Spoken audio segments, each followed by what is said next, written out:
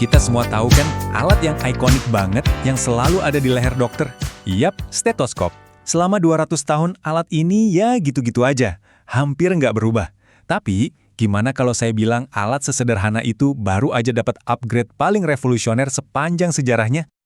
Coba deh bayangin, gimana ceritanya kalau alat yang udah familiar banget itu tiba-tiba bisa memprediksi kondisi jantung yang bisa jadi mematikan dan cuma butuh waktu 15 detik?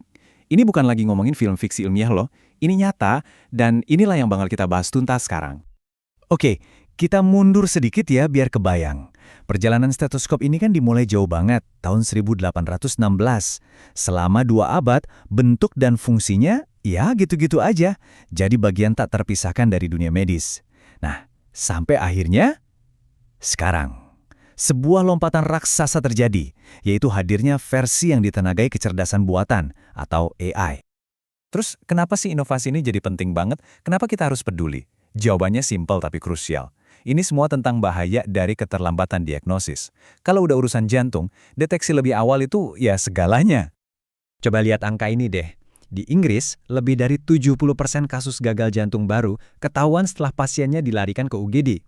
Angka ini gila kan? Ini nunjukin betapa banyaknya orang yang telat ditangani, padahal bisa jadi ada kesempatan untuk intervensi lebih dini. Jadi penyakit spesifik apa aja sih yang dikejar sama alat ini? Ada 3 target utamanya. Pertama, gagal jantung. Ini kondisi di mana jantung udah nggak kuat lagi memompa darah ke seluruh tubuh. Kedua, fibrilasi atrium. Gampangnya, irama jantungnya kacau balau, nggak beraturan, dan ini bisa memicu stroke. Dan yang ketiga, penyakit katup jantung. Tiga-tiganya ini bahaya banget kalau nggak ketahuan dari awal. Nah, sekarang bagian serunya. Gimana sih cara kerja teknologi canggih ini?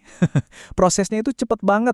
Cuma dalam hitungan detik, data dari dada pasien langsung dikirim ke cloud atau gampangnya pusat data super canggih di internet buat dianalisis sama si AI. Alatnya sendiri kecil banget loh, cuma segede kartu remi. Tapi jangan salah, kemampuannya ini luar biasa. Dia bisa mendengar suara-suara super halus dari aliran darah dan detak jantung, suara yang mustahil banget bisa ditangkap oleh telinga manusia, bahkan oleh dokter yang paling berpengalaman sekalipun. Proses pemeriksaannya sendiri super simple dan cuma butuh 15 detik. Gini caranya.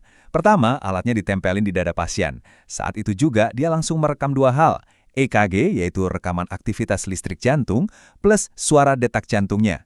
Data ini terus dikirim ke cloud dan diolah sama AI. Dan voila, hasil analisis risikonya langsung muncul di layar smartphone. Praktis banget. Oke, ini kan keren di atas kertas ya, tapi gimana performanya di dunia nyata?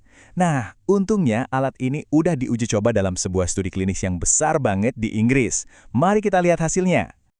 Dan hasilnya, jujur, ini luar biasa. Dibandingin sama metode standar, tingkat deteksi penyakit katup jantung naik hampir 2 kali lipat. Buat gagal jantung, peningkatannya lebih dari 2 kali lipat. Dan yang paling dramatis, fibrilasi atrium bisa terdeteksi 3,5 kali lebih sering. Angka-angka ini benar-benar nunjukin potensi yang masif. Ada kutipan bagus banget dari Dr. Sonia Babunarayan dari British Heart Foundation yang bilang, ini adalah contoh elegan bagaimana stetoskop sederhana yang ditemukan lebih dari 200 tahun lalu dapat ditingkatkan untuk abad ke-21. Wah, ini benar-benar ngerangkum semuanya ya. Tapi, tunggu dulu. Seperti teknologi baru lainnya, nggak semuanya berjalan mulus. Ada jurang yang cukup besar antara janji yang ditawarkan dengan kenyataan di lapangan. Ada beberapa tantangan serius yang ternyata muncul. Jadi, ini kayak koin dengan 2 sisi. Di satu sisi, janjinya gede banget, bisa mendiagnosis penyakit lebih awal, jauh sebelum jadi krisis. Tapi di sisi lain, kenyataannya adalah ada tantangan besar soal adopsi atau kemauan dokter buat pakai alat ini, dan juga soal akurasinya.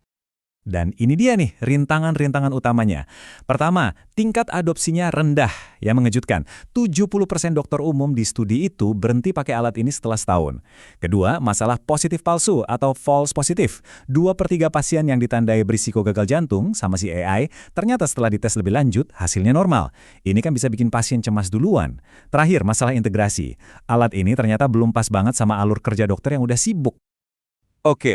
Tadi kita udah bahas masalahnya, tapi bukan berarti teknologi ini gagal total loh. Justru sekarang pertanyaannya jadi lebih menarik. Jadi, apa sebetulnya arti inovasi ini buat masa depan kesehatan kita? Dan yang paling penting, buat pasien. Nah, ini dia kuncinya. Para peneliti akhirnya sadar kalau alat ini paling efektif kalau dipakai pada pasien yang tepat. Maksudnya, alat ini paling berguna untuk orang-orang yang memang datang ke dokter dengan keluhan, misalnya sesak napas atau gampang capek. Bukan untuk screening rutin ke semua orang yang sehat-sehat aja.